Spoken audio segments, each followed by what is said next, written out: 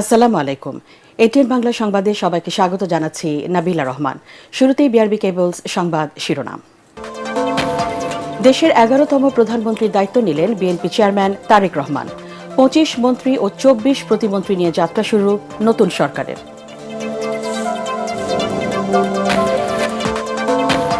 নবীন প্রবীণের মিশেলে মন্ত্রিসভায় চমক। তারেক রহমানের নেতৃত্বে 50 সদস্যের পরিষদে ফখরুল, এলজিআরডি, অর্থ আমির খসরু, পররাষ্ট্র খলিল, স্বরাষ্ট্র সালাউদ্দিন ও তথ্যে জহিরুদ্দিন স্বপন। মন্ত্রী ও প্রতিমন্ত্রী পদমর্যাদায় 10 জনকে প্রধানমন্ত্রীর উপদেষ্টা নিয়োগ দিয়ে প্রজ্ঞাপন জারি। জায়গা পেলেন মির্জা আব্বাস, নজরুল ইসলাম খান ও রুহুল কবির রিজভী। সংবিধানে না থাকায় সংস্কার পরিষদের শপথ নেয়নি বিএনপি। সংসদ সদস্যরা নেবেন না শুল্কমুক্ত গাড়ি এবং সরকারি প্লটের সুবিধা।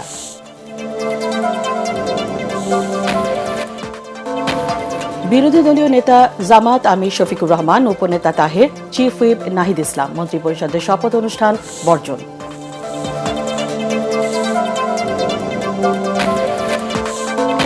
এবং বিদায় নিল ডক্টর মোহাম্মদ ইউনূসের সরকার। সংবিধান সংস্কার পরিষদের শপথ না নেয়া বিএনপির রাজনৈতিক সিদ্ধান্ত, জানালেন আসিফ নজরুল।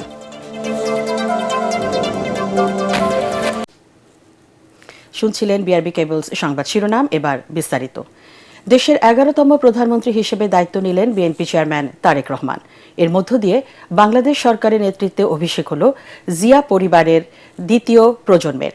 জাতীয় সংসদ ভবনের দক্ষিণ প্লাজায় প্রধানমন্ত্রী হিসেবে তারেক রহমানকে শপথ পড়ান রাষ্ট্রপতি মোহাম্মদ শাহাবুদ্দিন। বিজয়ী সংসদ সদস্য, বিদেশি মেহমান, বিদায়ী অন্তর্বর্তী সরকারের সদস্য সহ আমন্ত্রিত অতিথিদের উপস্থিতিতে আড়ম্বর পরিবেশে শপথ গ্রহণ করে নতুন মন্ত্রিসভা। নানা চড়াই উতরাই পেরিয়ে তারেক রহমানের নেতৃত্বে যাত্রা শুরু করল ত্রয়োদশ জাতীয় সংসদ নির্বাচনে নিরঙ্কুশ বিজয় পাওয়া বিএনপি সরকার। শপথ অনুষ্ঠানে ছিলেন আমাদের বিশেষ প্রতিনিধি মইনুল আহসান। চিরাচরিত রীতি ভেঙে খোলা আকাশের নিচে বাংলাদেশের 11তম প্রধানমন্ত্রীর শপথ অনুষ্ঠান। এক বুক স্বপ্ন আর পাহাড় সম প্রত্যাশার চাপ নিয়ে প্রধানমন্ত্রী হিসেবে যাত্রা শুরু করলেন বিএনপি চেয়ারম্যান তারেক রহমান। 12 ফেব্রুয়ারি 2026 মঙ্গলবার পরন্ত বিকেলে জাতীয় সংসদ ভবনের দক্ষিণ প্লাজায় তারেক রহমানকে শপথ পড়ান রাষ্ট্রপতি মোহাম্মদ শাহাবুদ্দিন। তারেক রহমান সশস্ত্র চিত্রে শপথ করিতেছি যে আমি আইন অনুযায়ী সরকারের প্রধানমন্ত্রী পদের কর্তব্য বিশ্বস্ততার সহিত পালন করিব। স্ত্রী, কন্যা সহ পরিবারের সদস্য, স্বজন, দীর্ঘদিনের রাজনৈতিক সহকর্মীদের উপস্থিতিতে দেশের সরকার প্রধানের গুরু দায়িত্ব কাঁধে তুলে নেন তারেক রহমান। আমি সংবিধানের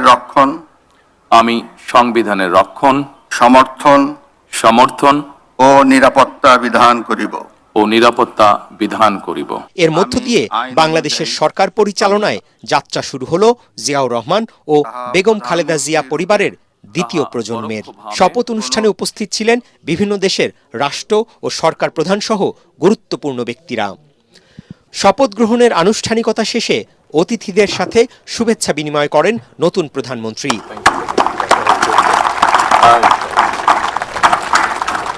রাষ্ট্রপতি মোহাম্মদ শাহাবুদ্দিন, বিদায়ী অন্তর্বর্তী সরকারের প্রধান উপদেষ্টা সহ বিশিষ্ট ব্যক্তিরা নতুন প্রধানমন্ত্রী তারেক রহমানকে অভিনন্দন, শুভকামনা জানান। বাবা শহীদ রাষ্ট্রপতি জিয়াউর রহমান, মা প্রয়াত প্রধানমন্ত্রী বেগম খালেদা জিয়ার পর অনন্য ইতিহাস গড়ে সন্তান তারেক রহমান নিলেন লাল সবুজের বাংলাদেশের 20 কোটি মানুষের দায়িত্ব। 90 দশকের শুরুতে তারেক রহমানের রাজনীতিতে আনুষ্ঠানিক অভিষেকের পর তৃণমূল প্রতিনিধি সম্মেলনের মাধ্যমে দলকে দৃঢ় সাংগঠনিক ভিত্তি এনে দেন তিনি। তারেক রহমানের ব্যক্তি ও রাজনৈতিক জীবন সবচেয়ে বড় চ্যালেঞ্জের মুখে পড়ে 2007 সালে 1/11-এর পট পরিবর্তনের মধ্য দিয়ে। মামলা, অবর্ণনীয় শারীরিক নির্যাতনে গুরুতর অসুস্থতা নিয়ে দেশ ছাড়তে বাধ্য হন তিনি। দীর্ঘ 17 বছরের নির্বাসিত জীবনে ছোট ভাইয়ের মৃত্যু, মা বেগম খালেদা জিয়াকে হাস্যকর অভিযোগে কারারুদ্ধ করা, দলের 50 লাখ নেতাকর্মীর বিরুদ্ধে মামলা, নির্যাতন, গুম, খুনসহ রাষ্ট্রীয় নির্যাতনের মধ্যেও দলকে ঐক্যবদ্ধ রাখেন তারেক রহমান। 24-এর গণঅভ্যুত্থানে ফ্যাসিস্ট শেখ হাসিনা সরকারের পতনের আন্দোলন সফল করতে অসামান্য ভূমিকা ছিল তারেক রহমানের। গেল বছরের 25 ডিসেম্বর দেশে ফেরার পর মা বেগম খালেদা জিয়াকে হারান তিনি। মা হারানোর শোককে শক্তিতে পরিণত করে ত্রয়োদশ জাতীয় নির্বাচনে দলকে নেতৃত্ব দেন তারেক রহমান। তার ম্যাজিক্যাল নেতৃত্বেই জাতীয় নির্বাচনে 2/3 আসনে বিজয়ী হয়ে সরকার গঠন করল বিএনপি। তারেক রহমানের নেতৃত্বে যাত্রা শুরু হলো গণঅভ্যুত্থান পরবর্তী নতুন বাংলাদেশের। তারেক রহমানের সংগ্রাম পাহাড়সম চ্যালেঞ্জ মাথায় নিয়ে যাত্রা শুরু করলেন তারেক রহমানের নেতৃত্বে নতুন সরকার। ভঙ্গুর অর্থনীতি, আইন শৃঙ্খলা পরিস্থিতির অবনতি, বেকারত্ব নিরসন, এই ধরনের চ্যালেঞ্জ মোকাবেলার উপরই নির্ভর করবে তারেক রহমান সরকারের সাফল্য ব্যর্থতা। এই চ্যালেঞ্জে তারেক রহমান কতটা সফল হবেন সে প্রশ্নের উত্তর পাওয়া যাবে ভবিষ্যতেই। মইনুল হাসান, এটিএন বাংলা, ঢাকা। হাজারো শহীদের রক্তের ঋণ আর গণ অভ্যুত্থানের আকাঙ্ক্ষা পূরণ করাই হবে নতুন সরকারের প্রধান লক্ষ্য, জানালেন শপথ নেয়া নতুন মন্ত্রিসভার সদস্যরা। তারা বললেন, নতুন সংসদ গণমানুষের প্রতিনিধিত্ব করবে, বাংলাদেশের রাজনীতি হবে সংসদ কেন্দ্রিক। গণমানুষের ভোটে আসা প্রতিনিধিরা সবসময় জনগণের কাছে দায়বদ্ধ থাকবে। প্রতিশ্রুতি দিলেন, গণতন্ত্রকে প্রাতিষ্ঠানিক রূপ দেয়াই হবে বিএনপি সরকারের লক্ষ্য। কামরুজ্জামান রাজীবের রিপোর্ট। দীর্ঘ 17 বছরের প্রতীক্ষার পর একটি সুষ্ঠু নিরপেক্ষ নির্বাচনের মাধ্যমে জনগণের ভোটে নির্বাচিত সরকারের মন্ত্রিসভার শপথ। তাই রীতি ভেঙে বাংলাদেশের ইতিহাসে দ্বিতীয়বারের মতো খোলা আকাশের নিচে অনুষ্ঠিত হল প্রধানমন্ত্রী সহ মন্ত্রিসভার শপথ অনুষ্ঠান। জুলাই গণ অভ্যুত্থানের নানা স্মৃতি বিজড়িত সংসদ ভবনের দক্ষিণ প্লাজায় শপথ অনুষ্ঠানে তৈরি হয় আবেগঘন পরিবেশ। প্রধানমন্ত্রীর শপথের পর শপথ নেন মন্ত্রিসভার 25 জন মন্ত্রী। এর মধ্যে স্থানীয় সরকার মন্ত্রণালয়ের দায়িত্ব পেয়েছেন বিএনপির মহাসচিব মির্জা ফখরুল ইসলাম আলমগীর। অর্থ ও পরিকল্পনা মন্ত্রণালয় পেয়েছেন স্থায়ী কমিটির সদস্য আমির খসরু মাহমুদ চৌধুরী। স্বরাষ্ট্র মন্ত্রণালয়ের দায়িত্ব পেয়েছেন সালাউদ্দিন আহমদ। বিদ্যুৎ, জ্বালানি ও খনিজ সম্পদ মন্ত্রণালয়ের দায়িত্ব পেয়েছেন ইকবাল হাসান মাহমুদ টুকু। মুক্তিযুদ্ধ মন্ত্রণালয় হাফিজউদ্দিন আহমেদ। পররাষ্ট্র মন্ত্রণালয় পেয়েছেন টেকনোক্রেট কোটায় সাবেক নিরাপত্তা উপদেষ্টা ডক্টর খলিলুর রহমান। বন ও পরিবেশ মন্ত্রণালয় আব্দুল আওয়াল মিন্টু। বাণিজ্য মন্ত্রণালয় পেয়েছেন খন্দকার আব্দুল মুক্তাদির। শ্রম, কর্মসংস্থান ও প্রবাসী কল্যাণ মন্ত্রণালয় আরিফুল হক চৌধুরী। তথ্য মন্ত্রণালয় জহিরুদ্দিন স্বপন। আইন মন্ত্রণালয় মোহাম্মদ আসাদুজ্জামান। প্রাণী সম্পদ মন্ত্রণালয় শহীদুদ্দিন চৌধুরী অ্যানি। শিক্ষা মন্ত্রণালয় এহসানুল হক মিলন। সড়ক পরিবহন, বেসরকারি বিমান ও পর্যটন মন্ত্রণালয় আফরোজা খানম রীতা ও সড়ক পরিবহন ও সেতু মন্ত্রণালয় পেয়েছেন শেখ রবিউল আলম রবি। বাংলাদেশের রাজনৈতিক কার্যক্রম সংসদ কেন্দ্রিক হবে এবং বিএনপি সংখ্যাগরিষ্ঠ দল হিসেবে জাতিকে ইপ্সিত লক্ষ্যের দিকে নিয়ে যাবে রাজনৈতিকভাবে এবং অর্থনৈতিকভাবে। এটা রাষ্ট্রীয় ক্ষমতা নয়, রাষ্ট্রীয় দায়িত্ব। আমরা এই দায়িত্বের বোঝা যাতে বহন করতে পারি সেজন্য আমরা সহযোগিতা চাইব সকলের।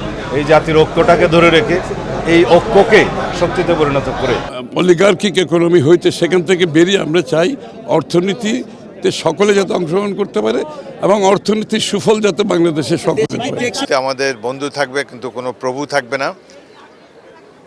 আমাদের প্রধান চেষ্টা হবে এই দেশের নাগরিক যেন মাথা উঁচু করে চলতে পারে, তাদের যেন আর ভয়ের আবহে বসবাস করতে না হয়। শপথ নেওয়া 24 জন প্রতিমন্ত্রীর মধ্যে বেসরকারি বিমান পরিবহন ও পর্যটন মন্ত্রণালয়ের দায়িত্ব পেয়েছেন এম রশিদুজ্জামান মিল্লাত। বিদ্যুৎ, জ্বালানি ও খনিজ সম্পদ মন্ত্রণালয় অনিন্দ ইসলাম অমিত। বাণিজ্য মন্ত্রণালয় শরীফুল আলম। পররাষ্ট্র মন্ত্রণালয় শামা ওবায়েদ। কৃষি মন্ত্রণালয় সুলতান সালাউদ্দিন টুকু। ভূমি মন্ত্রণালয় ব্যারিস্টার কায়সার কামাল। যুব ও ক্রীড়া মন্ত্রণালয় আমিনুল হক। সড়ক পরিবহন ও সেতু মন্ত্রণালয় হাবিবুর রশিদ হাবিব। অর্থ মন্ত্রণালয় জুনায়েদ সাকি। শ্রম, কর্মসংস্থান ও প্রবাসী কল্যাণ মন্ত্রণালয় নুরুল হক নূর।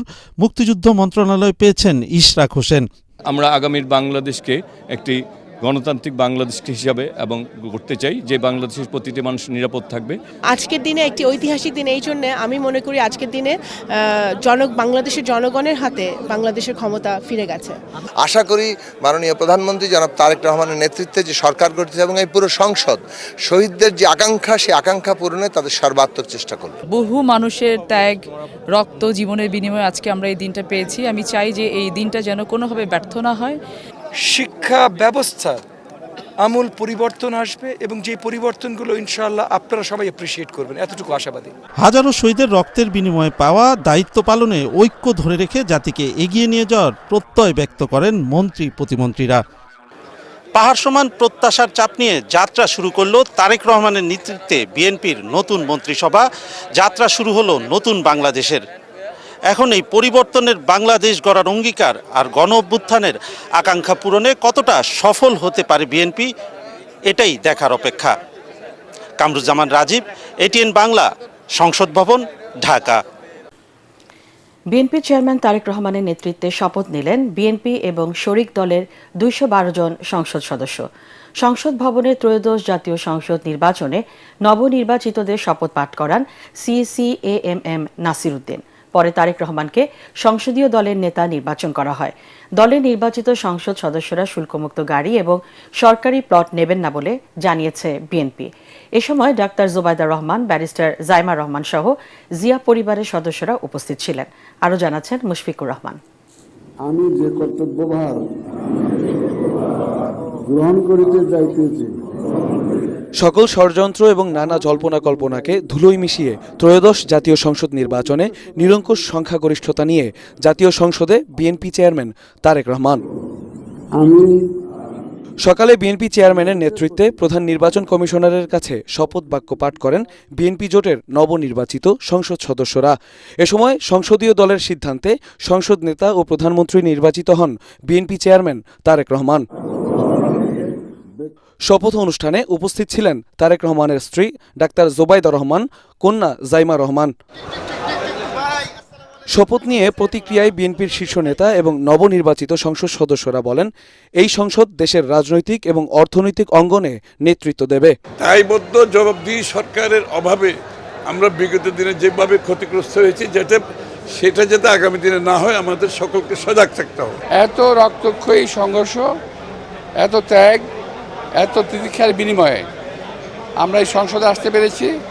ইনশাআল্লাহ আমরা এই সংসদে বসে বাংলাদেশে যে ড্যামেজটা হয়েছে বিগত দিনে, সেই ড্যামেজটা পূরণ করে দেশবাসীকে স্বাচ্ছন্দ্যের মুখ দেখাবো। আমরা এটা রাষ্ট্রীয় ক্ষমতা নয়, রাষ্ট্রীয় দায়িত্ব। আমরা এই দায়িত্বের বোঝা যাতে বহন করতে পারি, সেজন্য আমরা সহযোগিতা চাইব সকলের। এই ঐক্যকে শক্তিতে পরিণত করে এই জাতিকে এগিয়ে নিয়ে যেতে হবে। বাংলাদেশের রাজনৈতিক কার্যক্রম সংসদ কেন্দ্রিক হবে এবং বিএনপি সংখ্যাগরিষ্ঠ দল হিসেবে জাতিকে ইচ্ছিত লক্ষ্যের দিকে নিয়ে যাবে রাজনৈতিকভাবে এবং অর্থনৈতিকভাবে। এর আগে শপথ অনুষ্ঠানে যোগ দিতে দেশের নানা প্রান্ত থেকে ছুটে আসেন বিএনপি এবং শরিক দলের নবনির্বাচিত সংসদ সদস্যরা। জনগণ যে আশা আকাঙ্ক্ষা নিয়ে আমাদের নির্বাচিত করে, তার প্রতিফলন ঘটানো দেওয়া কিন্তু আমাদের মূল উদ্দেশ্য। এই দায়িত্ব যেটা দিয়েছে জনগণ, আমরা যথার্থ মর্যাদার সাথে পালন করার চেষ্টা করব। বিএনপি এবং শরিক দলের নির্বাচিত সংসদ সদস্যরা নিজস্ব শুল্কমুক্ত গাড়ি এবং সরকারি প্লট নেবে না বলে ঘোষণা দেন বিএনপি চেয়ারম্যান প্রধানমন্ত্রী তারেক রহমান। বহুল আকাঙ্ক্ষিত ত্রয়োদশ জাতীয় সংসদ নির্বাচন শেষে শপথ নিলেন নবনির্বাচিত সংসদ সদস্যরা। তারা বলছেন, যাদের ম্যান্ডেট নিয়ে সংসদে এসেছেন তাদেরকে দেয়া প্রতিশ্রুতি অনুযায়ী কাজ করবেন তারা। এছাড়া দেশের সুরক্ষা এবং সার্বিক উন্নতি, পাশাপাশি গণতন্ত্র রক্ষায় আপোষহীনভাবে কাজ করার অঙ্গীকারবদ্ধ হন নবনির্বাচিত সংসদ সদস্যরা। মুশফিকুর রহমান, এটিএন বাংলা, ঢাকা। প্রধানমন্ত্রী হিসেবে শপথ নেয়ার পর বাবা মার কবর জিয়ারত করলেন তারেক রহমান। শেরেবাংলা নগরের জিয়া উদ্যানে পিতা সাবেক রাষ্ট্রপতি জিয়াউর রহমান এবং মা সাবেক প্রধানমন্ত্রী বেগম খালেদা জিয়ার কবর জিয়ারত করেন তিনি। উপস্থিত ছিলেন স্ত্রী জোবায়দা রহমান, কন্যা ব্যারিস্টার জাইমা রহমান এবং পরিবারের অন্যান্য সদস্যরা। এ সময় কিছুক্ষণ নীরবে দাঁড়িয়ে থেকে শ্রদ্ধা জানান পরিবারের সদস্য সহ প্রধানমন্ত্রী তারেক রহমান। পরে জিয়াউর রহমান এবং খালেদা জিয়ার রুহের মাগফিরাত কামনায় দোয়া করেন তারা।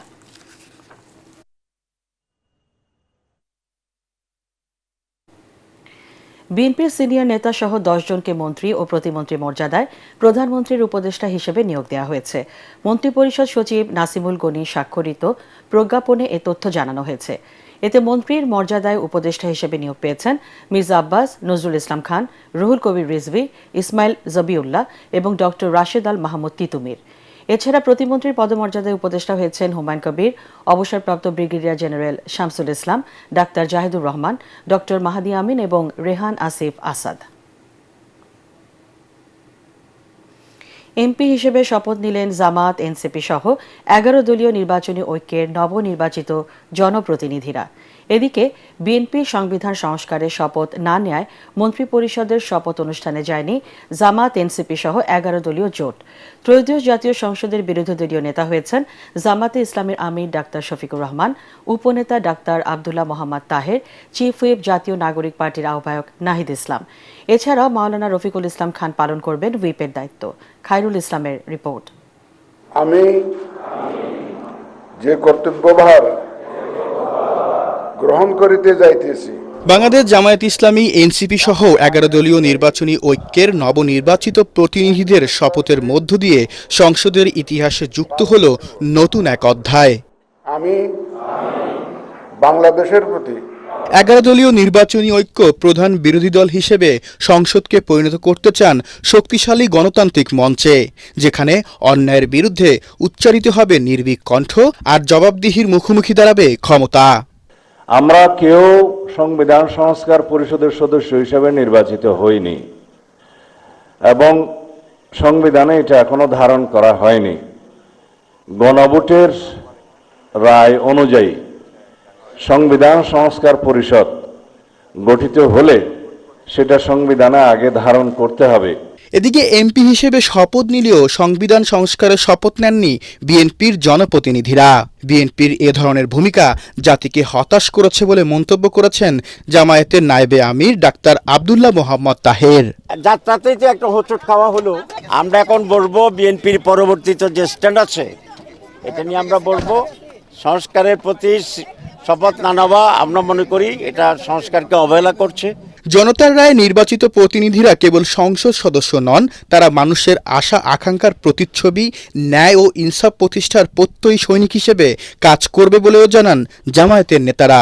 একটি মানবিক বাংলাদেশ চাই, একটি ইনসাফপূর্ণ বাংলাদেশ চাই, যেখানে সকল নাগরিকের মৌলিক অধিকার পূরণ হবে।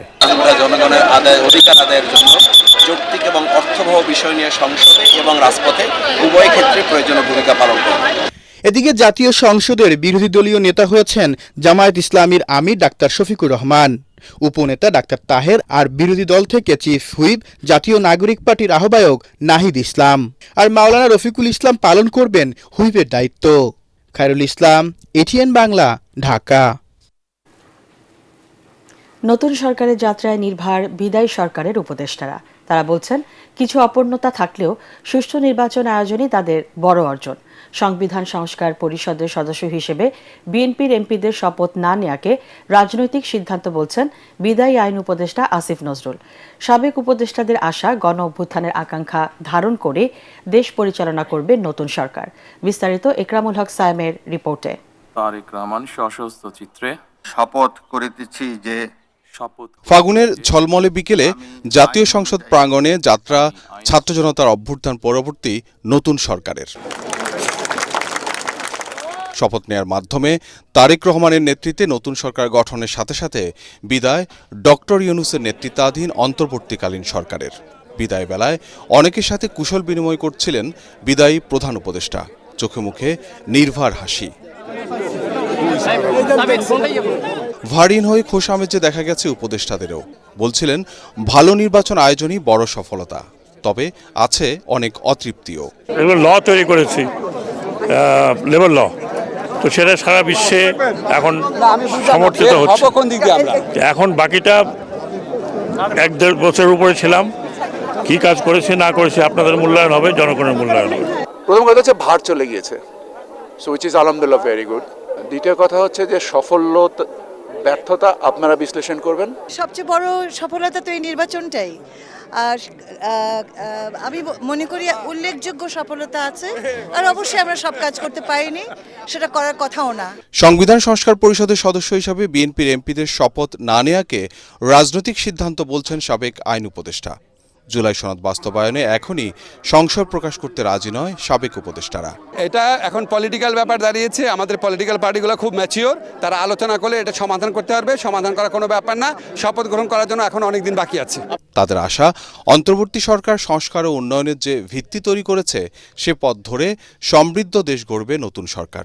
আমরা তো অনেকগুলো কাজ শুরু করেছি, সেই কাজগুলো শেষ করার একটা ব্যাপার আছে, আর অনেকগুলো আছে নতুন আরও শুরু হবে, এবং যেহেতু তাদেরকে একটা নির্বাচনী ইশতেহারের আওতায় তাদের করতে হবে, জুলাই সনদকে মাথায় রাখতে হবে। সব ধরনের ফ্যাসিবাদী ব্যবস্থা বন্ধে সরকার ও বিরোধী দলকে একই সঙ্গে কাজ করার তাগিদ দেন সাবেক উপদেষ্টারা। ছাত্র জনতার গণ অভ্যুত্থানের পর 12 ফেব্রুয়ারি ত্রয়োদশ জাতীয় সংসদ নির্বাচনের মাধ্যমে দেশের গণতান্ত্রিক ইতিহাসের যে নতুন অধ্যায় শুরু হলো, তার আনুষ্ঠানিক যাত্রা শুরু হলো সংসদ সদস্যদের শপথ আর মন্ত্রিপরিষদ গঠনের মধ্য দিয়ে।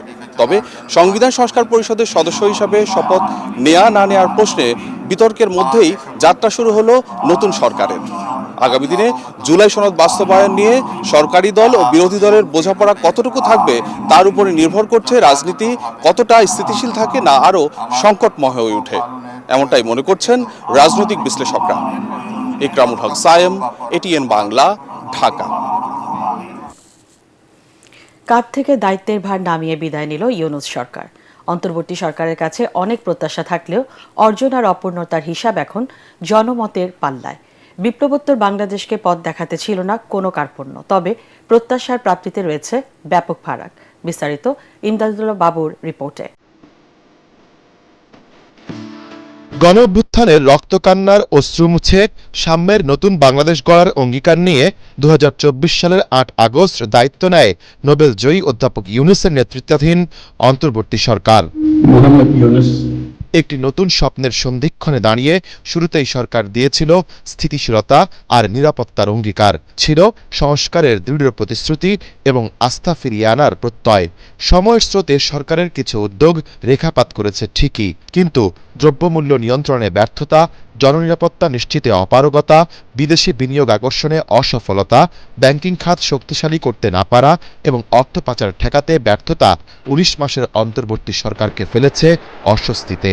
যখনই কোনো সংকটময় পরিস্থিতির উদ্ভব হয়েছে তখনই দেশের রাজনৈতিক নেতৃত্ব আমাদের আহ্বানে তাৎক্ষণিকভাবে সাড়া দিয়েছেন এবং সহযোগিতার হাত বাড়িয়ে দিয়েছেন।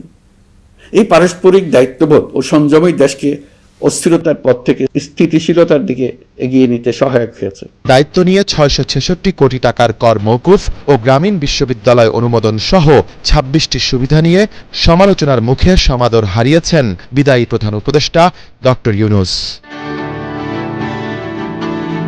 তবে সীমিত সময়ে দীর্ঘমেয়াদী সংস্কারের বীজ বুনেছেন মোহাম্মদ ইউনূস। সবাইকে আহ্বান জানান একটি ন্যায়ভিত্তিক, মানবিক ও গণতান্ত্রিক বাংলাদেশ গড়ে তোলার সংগ্রাম অব্যাহত রাখতে। এই আহ্বান জানিয়েই আমি অত্যন্ত আশাবাদের সঙ্গে আজ আপনাদের কাছ থেকে বিদায় নিচ্ছি।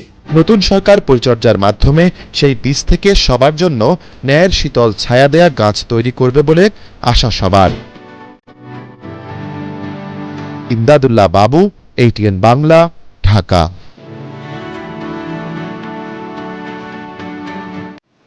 সরকারি গাড়ি, বাড়ি, চিকিৎসা সবই ফ্রি পাবেন মন্ত্রী, প্রতিমন্ত্রী ও সংসদ সদস্যরা। মন্ত্রীরা মাসিক বেতন পাবেন 1,05,000 টাকা, আর এমপিরা পাবেন 55,000 টাকা।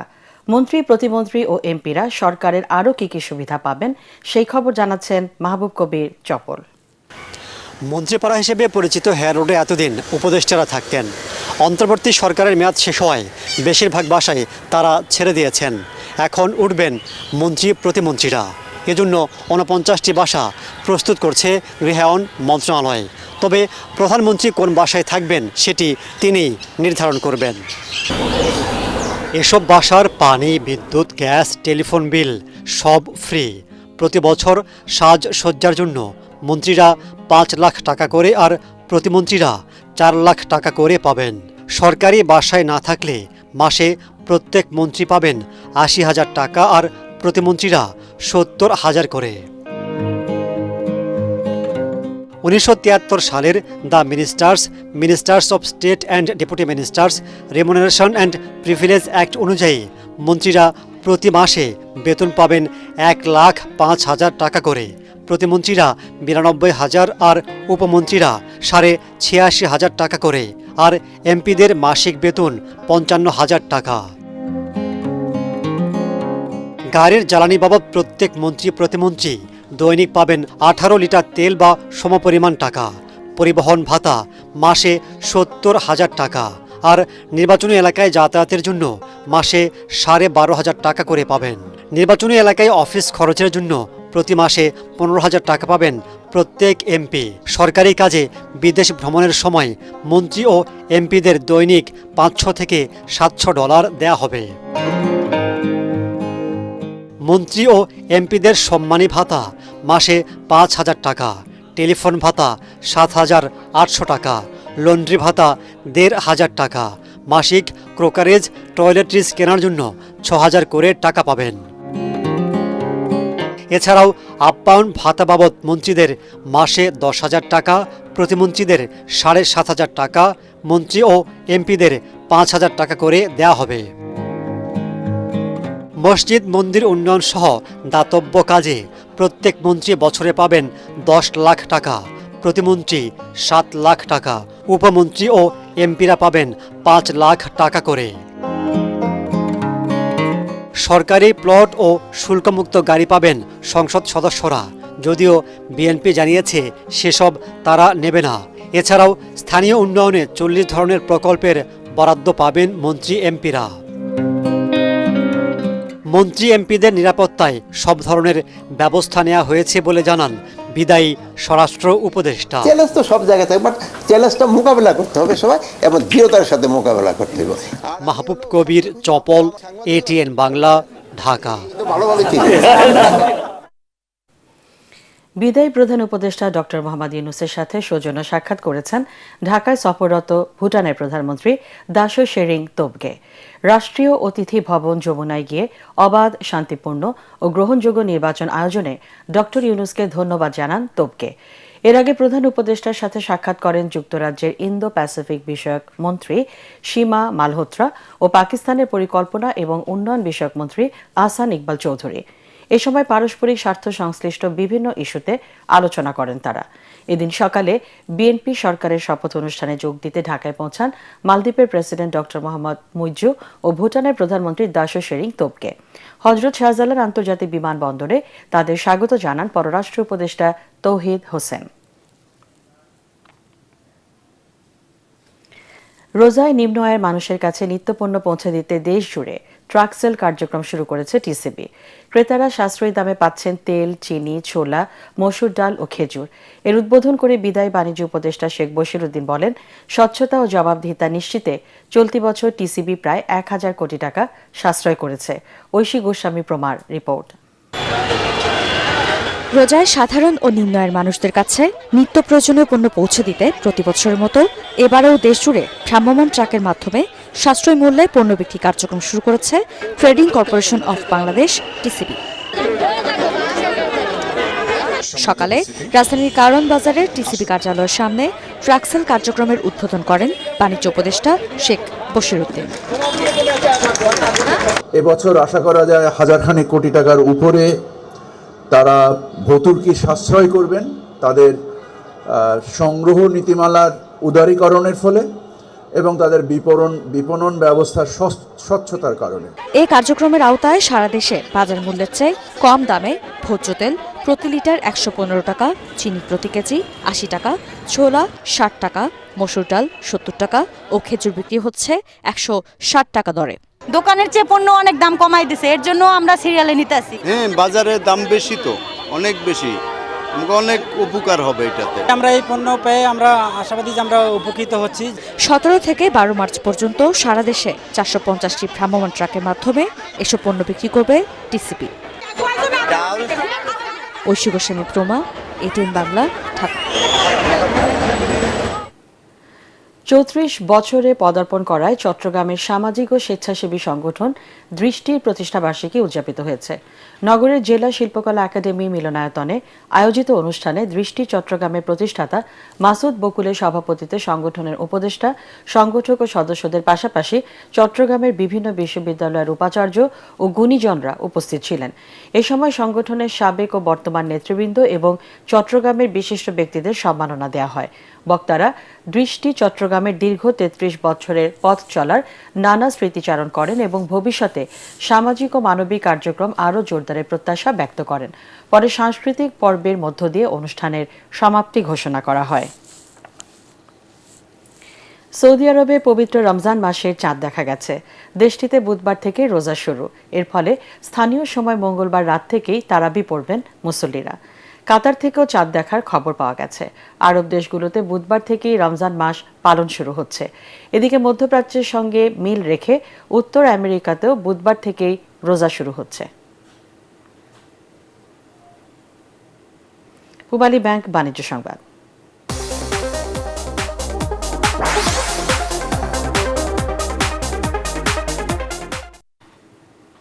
সামনে রমজান, দেশের অন্যতম পাইকারি বাজার চট্টগ্রামের খাতুনগঞ্জে ব্যস্ত সময় পার করছেন ব্যবসায়ীরা।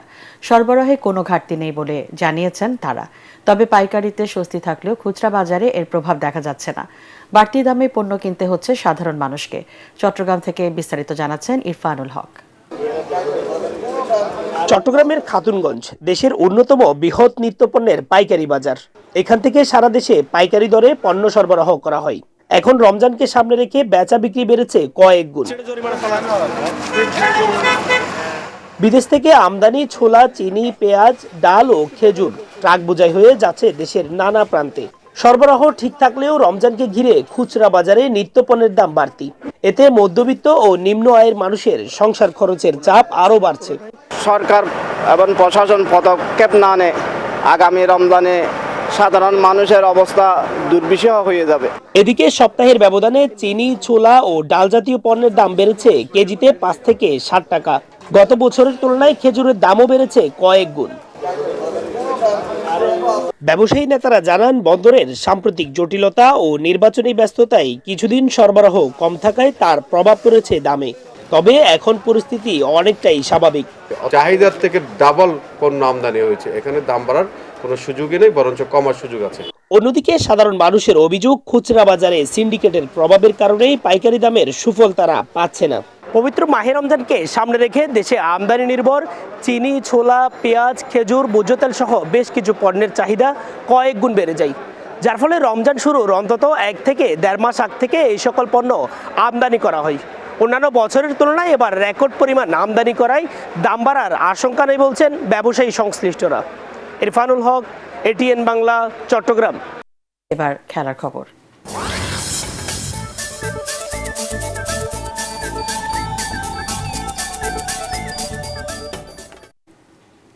কানাডাকে 8 উইকেটে উড়িয়ে টি20 বিশ্বকাপের সুপার 8 নিশ্চিত করল নিউজিল্যান্ড।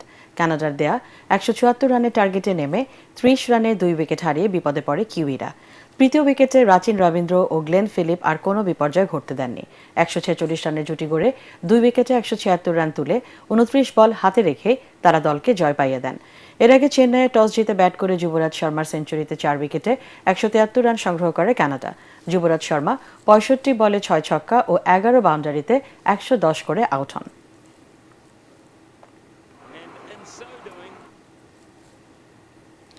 যুব ও ক্রীড়া প্রতিমন্ত্রী হিসেবে দায়িত্ব পেলেন জাতীয় ফুটবল দলের সাবেক অধিনায়ক আমিনুল হক। জাতীয় সংসদ নির্বাচনে ঢাকা 16 আসন থেকে হারলেও টেকনোক্র্যাট কোটায় যুব ও ক্রীড়া মন্ত্রণালয়ের দায়িত্ব পেলেন বিএনপির এই নেতা। বিকেলে জাতীয় সংসদ ভবনে নতুন মন্ত্রীদের শপথ অনুষ্ঠিত হয়। সেখানেই প্রতিমন্ত্রী হিসেবে শপথ নেন আমিনুল। এর আগে অনেক ক্রীড়াবিদ ও সংগঠক সংসদ সদস্য নির্বাচিত হয়ে মন্ত্রিত্ব পেলেও টেকনোক্র্যাট কোটায় কোনো সাবেক ক্রীড়াবিদের মন্ত্রী হওয়ার নজির এটিই প্রথম। অবসরপ্রাপ্ত মেজর হাফিজউদ্দিন আহমেদ এবং আরিফ খান জয়ের পর তৃতীয় সাবেক ফুটবলার হিসেবে মন্ত্রণালয়ের দায়িত্ব কাঁধে নিলেন আমিনুল। আদমজী ক্যান্টনমেন্ট কলেজে অনুষ্ঠিত হলো বার্ষিক ক্রীড়া প্রতিযোগিতার সমাপনী অনুষ্ঠান। এতে প্রধান অতিথি ছিলেন Bangladesh institute of international and strategic স্টাডিজের মহাপরিচালক মেজর জেনারেল আসম রিদওয়ানুর রহমান। অনুষ্ঠানে উপস্থিত ছিলেন কলেজের অধ্যক্ষ ব্রিগেডিয়ার জেনারেল ABM নওরোজ এহসান সহ সামরিক বেসামরিক কর্মকর্তা, শিক্ষক, শিক্ষার্থী ও অভিভাবকরা। সমাপনী দিনে কুচকাওয়াজ, কারাতে ও তাইকোয়ান্ডো প্রদর্শনী ছিল বিশেষ আকর্ষণ। 28টি ইভেন্টে প্রায় 2500 শিক্ষার্থী অংশ নেয় সপ্তাহব্যাপী এ প্রতিযোগিতায়। সমাপনী দিনের মূল আকর্ষণ ছিল BNCC ক্যাডেট সহ বিভিন্ন প্লাটুনের চমকপ্রদ কুচকাওয়াজ, কারাতে ও তাইকোয়ান্ডো প্রদর্শনী।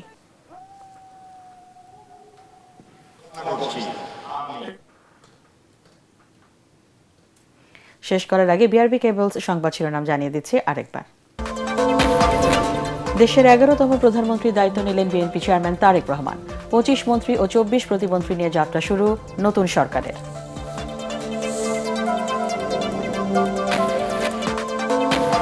নবীন প্রবীণের মিশেলে মন্ত্রিসভায় চমক। তারেক রহমানের নেতৃত্বে 50 সদস্যের পরিষদে ফখরুল, LGRD, অর্থ আমির খসরু, পররাষ্ট্র খলিল, স্বরাষ্ট্র সালাউদ্দিন ও তথ্যে জহিরুদ্দিন স্বপন। মন্ত্রী ও প্রতিমন্ত্রী পদমর্যাদায় 10 জনকে প্রধানমন্ত্রীর উপদেষ্টা নিয়োগ দিয়ে প্রজ্ঞাপন জারি। জায়গা পেলেন মির্জা আব্বাস, নজরুল ইসলাম খান ও রুহুল কবির রিজভী। সংবিধানে না থাকা সংস্কার পরিষদের শপথ নেয়নি বিএনপি। সংসদ সদস্যরা নেবেন না শুল্কমুক্ত গাড়ি এবং সরকারি প্লটের সুবিধা।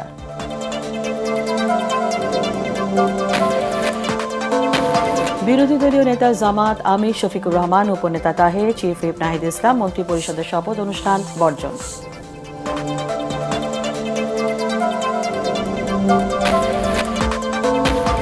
এবং বিদায় নিল ডক্টর মোহাম্মদ ইউনূসের সরকার। সংবিধান সংস্কার পরিষদের শপথ না নেওয়া বিএনপির রাজনৈতিক সিদ্ধান্ত, জানালেন আসিফ নজরুল।